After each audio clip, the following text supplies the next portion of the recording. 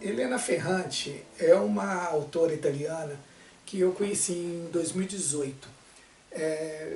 Eu estava vendo falar muito bem dela, muitas pessoas comentando, uns diziam inclusive que havia uma febre Elena Ferrante e tal, e eu comprei uma tetralogia, 4 livros, compondo um único romance, que ficou chamado de Tetralogia Napolitana de Elena Ferrante. Eu comprei até com meio suspeita, né? Porque as capas me pareciam meio estranhas, igual uma série chamada Melancia tal. Mas eu adquiri sem conhecer a autora, e são 4 livros, aqui são 3 deles, porque um está com minha esposa, ela falou que vai ler. Está lá na mesa de cabeceira dela em Poeirão. Mas são 4 livros. O primeiro livro dessa tetralogia de Elena Ferrante é Amiga Genial, que virou inclusive série na HBO, né, essa primeira edição. Depois você tem o segundo volume, que Amiga Genial fala da infância de 2 personagens, Lina e Lenu. Depois é a juventude delas, que é a história do novo sobrenome. Depois é a fase adulta delas, a história de quem foge e quem fica. E por fim é a fase adulta indo para a velhice, que é a história da menina perdida. Eu comprei em 2018 e eu não tinha lá grandes pretensões de ler rápido, não. Mas eu comecei a ler a Amiga Genial e de repente em 2 meses eu estava com os 4 livros lidos. Sabe? A prosa de Ferrante, eu achei muito cativante, é muito verdadeira. São personagens muito verdadeiros, muito cotidianos. Dá para sentir que eles respiram na página, e isso eu acho muito legal na obra de Ferrante, porque ela foca em personagens femininos e a intensidade desses personagens é muito grande. Tá? E essa discussão do feminino aparece em todas as obras dela. Tá? Aí quando eu terminei de ler Amiga Genial, eu fiquei muito empolgado com Elena Ferrante, porque foi um achado para mim, foi uma obra ímpar, no meu entender, é um clássico moderno. E eu comecei a buscar outras obras dela, e eu encontrei o primeiro livro, publicado, se não me engano, por ela na Itália em 1991, Um Amor Incômodo, comenta a relação de uma mãe com uma filha. Temos aqui também Dias de Abandono, que comenta uma condição de uma mulher que se encontra separada do marido e como ela tem que ver com a sua própria solidão. A Filha Perdida, um outro romance muito bom dela, outra história muito boa dela, onde a gente fica questionando quem é essa filha perdida, né? Aí ela nos conduz para uma relação de mulheres, né? Onde uma mulher vai passar uma temporada na praia, e nessa praia ela trava relações com uma família específica e começa toda uma autoanálise da sua condição de mulher, da sua condição de mãe. Então, a Elena Ferrante, esse local da mãe, da mulher, é muito marcado na obra dela e é de uma inteligência narrativa muito boa. E tem dela também um livro que é um conjunto de entrevistas, ensaios, bilhetes, cartas, chamado Frantumaglia, Os Caminhos de uma Escritora. É interessante se perceber que ninguém conhece quem é Elena Ferrante. Elena Ferrante, parte do encanto de Elena Ferrante é o mito que se desenvolveu em torno dessa autora. Sabe-se que ela é italiana, supõe-se que ela viveu em Nápoles, porque muitos dos romances dela se passam nessa cidade, mas ela nunca deu entrevista ao vivo, ninguém sabe quem ela é. O que ela dá são entrevistas por e-mails, né, cartas. Hoje, há pouco tempo, né, houve uma investigação jornalística, e esse jornalista ele afirmou que Elena Ferrante era esposa de um outro escritor italiano chamado Domenico Starnone. A esposa dele trabalha para a mesma editora que publica Elena Ferrante, e segundo esse jornalista,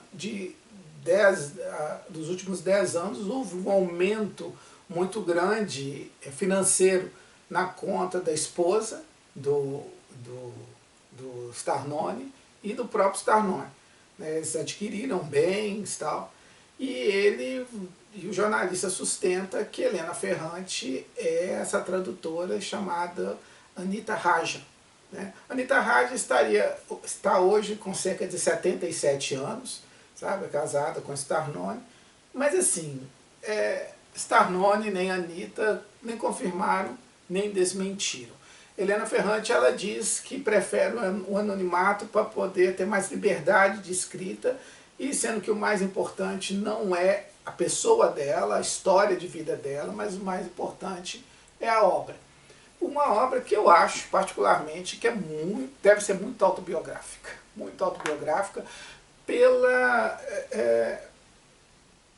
pelo tipo de mergulho cotidiano que ela tem e pela repetição do drama das mulheres de Ferrante. Há alguma coisa nessas mulheres que há uma constância, há um tipo de problematização, principalmente, como eu disse, em torno da questão da maternidade e da condição da independência feminina. E meu irmão estava viajando pela Itália, agora em fevereiro de 2020, e eu falei, pô, o cara tá na Itália, porque Helena Ferrante, no final do ano de 2019, lançou um novo livro, né, que é A Vida Mentirosa dos Adultos. E isso estava uma febre na Itália no início no final de 2019, e eu pedi para o meu irmão, que estava lá em fevereiro agora, falei assim, vê se você acha para mim o último livro da Ferrante. E ele disse que entrou na primeira livraria e já tinha vários livros dela lá, e falou, foi muito fácil comprar.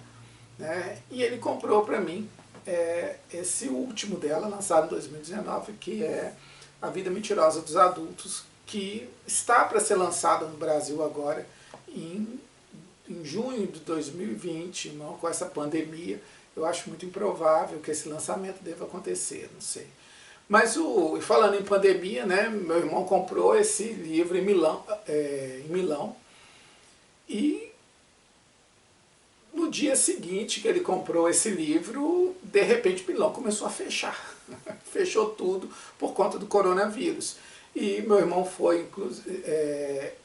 ele foi esquiar, né, lá na Itália, e ele disse que assim que fechou tudo, parece que os italianos foram todos para estações de esqui, né, não respeitando a experiência da quarentena.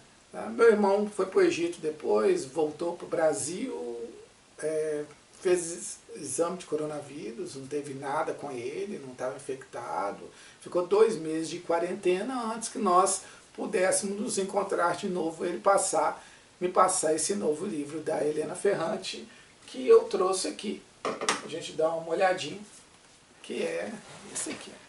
Essa é a versão italiana, né, do livro dela, A Vida Mentirosa dos Adultos. E é um livro de cerca de, deixa eu ver, 326 páginas. Na versão italiana, aqui é a diagramação dele. Eu acho que é um livro, não é um livro tão grande, né? É um livro robusto, mas não é tão grande. A diagramação é boa. E assim, eu não entendo italiano, mas essa história é contada por uma mulher de 40 anos, o nome dela é Giovanna, e ela se passa ela narrando da adolescência dela, sabe? No período de adolescência dela. E me parece que a tensão do livro é que a menina Giovanna, ela vive dois mundos. Uma Nápoles rica e outra Nápoles que é essa Nápoles muito marcada nos livros de Helena Ferrante, que é a Nápoles do dialeto, a Nápoles mais violenta, né? Então parece que narra a história de Giovanna entre esses dois mundos. Se não me engano, esse livro, os pais de Giovanna, eles são de origens sociais diferentes e possivelmente representam essas duas Nápoles, né? Parece que se separam. E Giovanna, ela busca o rosto dela, sabe? Quem é ela entre essas duas cidades, dentro da mesma cidade. Na expectativa, né? Na expectativa de que venham a publicar esse livro ainda esse ano. Por enquanto eu estou usando o Google Tradutor para fotografar, escanear a página e poder ler, né? Mas eu pretendo ter o conforto de ter um livro traduzido nas mãos. Mas eu acho que Helena Ferrante é uma excelente autora, sabe, para se conhecer, e vamos ver o que esse novo livro dela traz para nós. Uma ótima noite e espero que vocês tenham uma feliz Páscoa. Grande abraço.